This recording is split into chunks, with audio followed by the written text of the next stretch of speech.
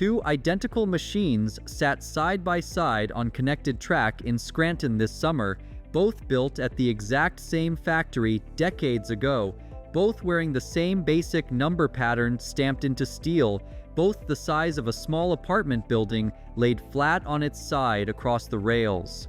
One of them had rolled in under its own steam power that very morning, whistle blowing, boiler hissing, exactly the way it did decades ago hauling freight across the country. The other hadn't moved an inch since it was towed into that precise spot back in 1984 and simply stayed there.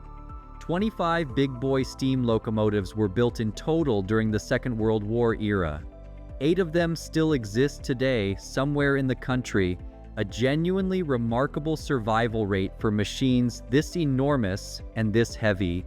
Only one of those 8 can still actually run. Let's get into it right here on Secrets of Simple Things.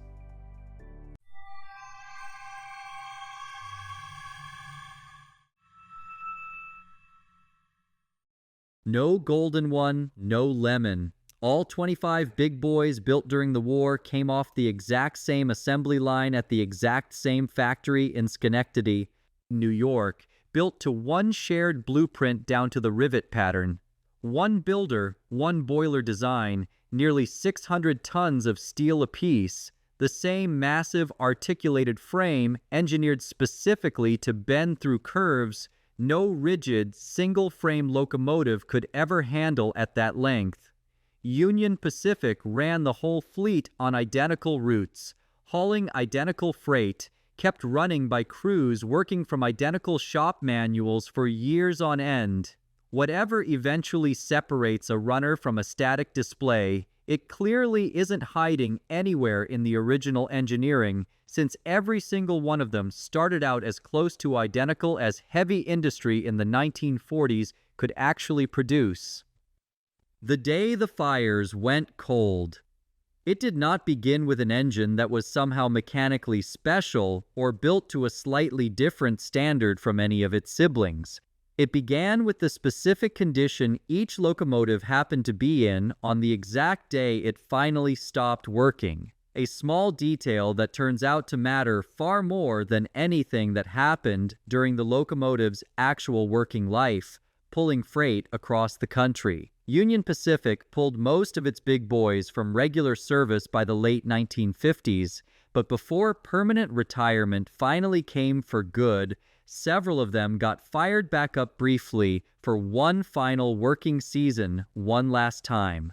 The locomotive that eventually became the sole survivor happened to be among that group, inspected, running, and mechanically sound within its very last years of active duty on the railroad.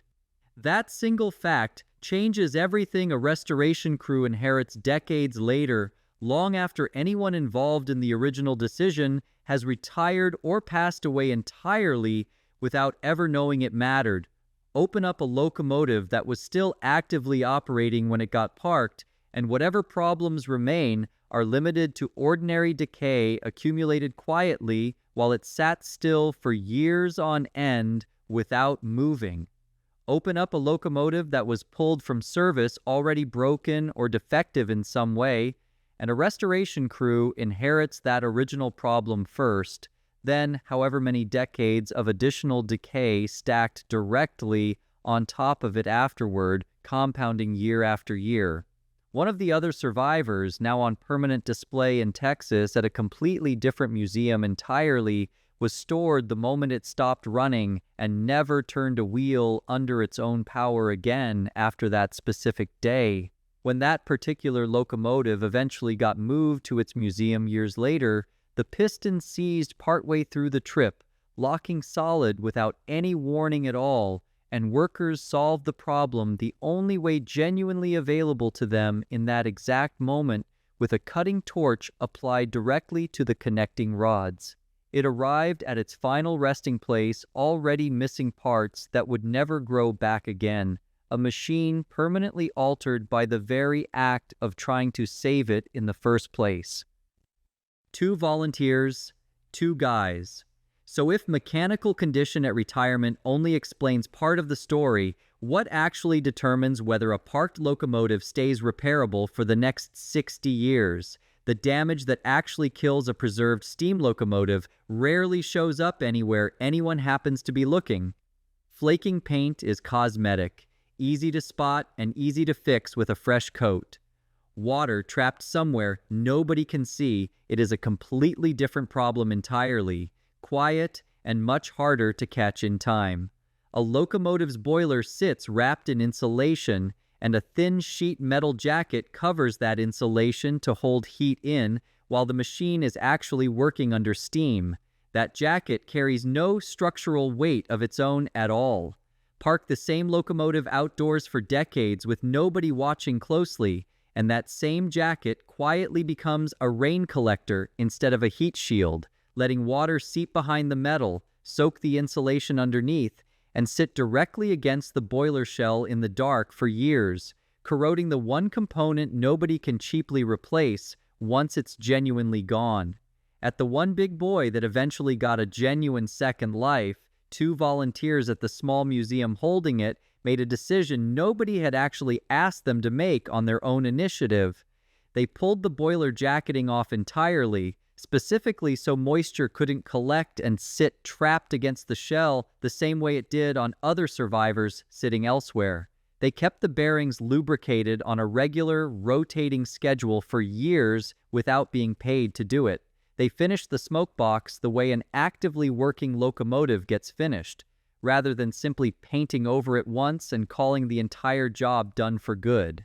A visitor who saw the locomotive decades later described it as smelling faintly of lubricant and fresh grease still, as though it needed nothing more than coal and a match to run again that same afternoon. Everyone else preserving a big boy was protecting an appearance. Those two were quietly maintaining a machine, and the distinction turned out to matter more than almost anything else in this entire story. More than one reason.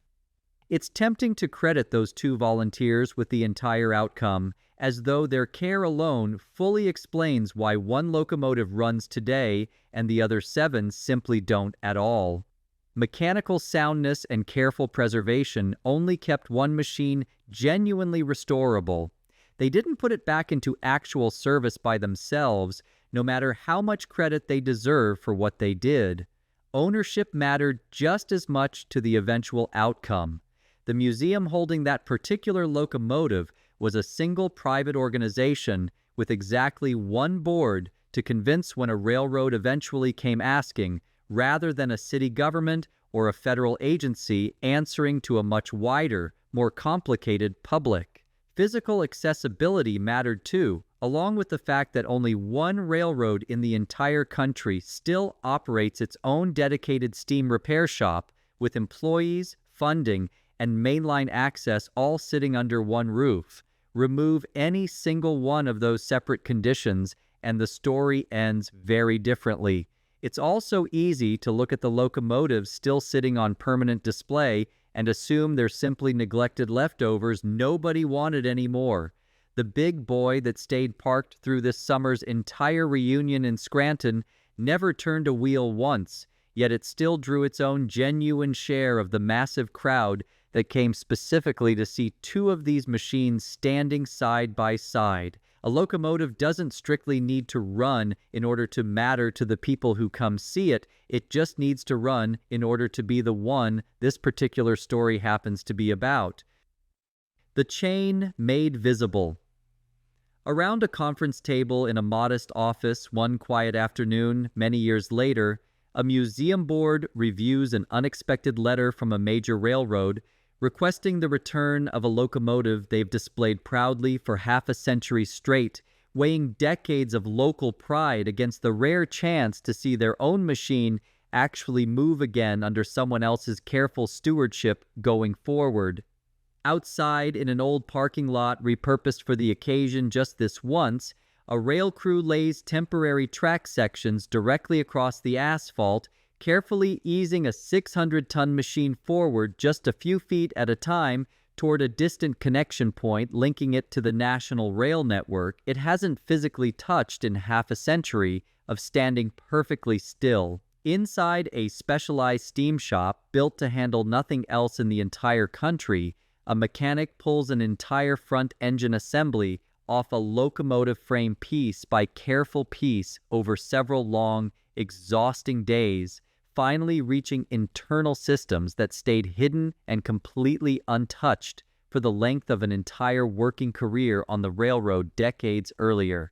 A retired Union Pacific machinist drives 3 hours out of his way on a quiet weekend to stand beside the same static locomotive he once worked on decades earlier, running a hand along a cold painted rivet line and recognizing a specific weld repair his own crew made one particular winter, a detail nobody else walking past that same engine today would ever notice or think to ask about.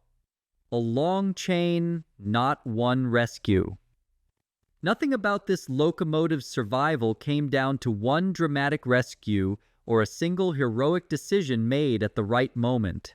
It came down to a long chain of very ordinary choices instead, made by different people who never met each other across 60 full years, none of whom knew at the time they were the reason a big boy would eventually run again decades later, parked working instead of parked broken, cared for consistently instead of merely displayed and left alone, owned by someone willing to let it go when the moment finally came, wanted badly enough by the one organization on the entire continent actually equipped to finish the job properly, break any single link anywhere in that chain, and the machine sitting quietly beside its silent twin in Scranton this summer never moves again either. If this changed the way you look at a locomotive standing still in a museum somewhere, let us know in the comments below what you want us to explore next in a future video. We might make it our next episode. Thanks for watching. History often hides in the smallest details.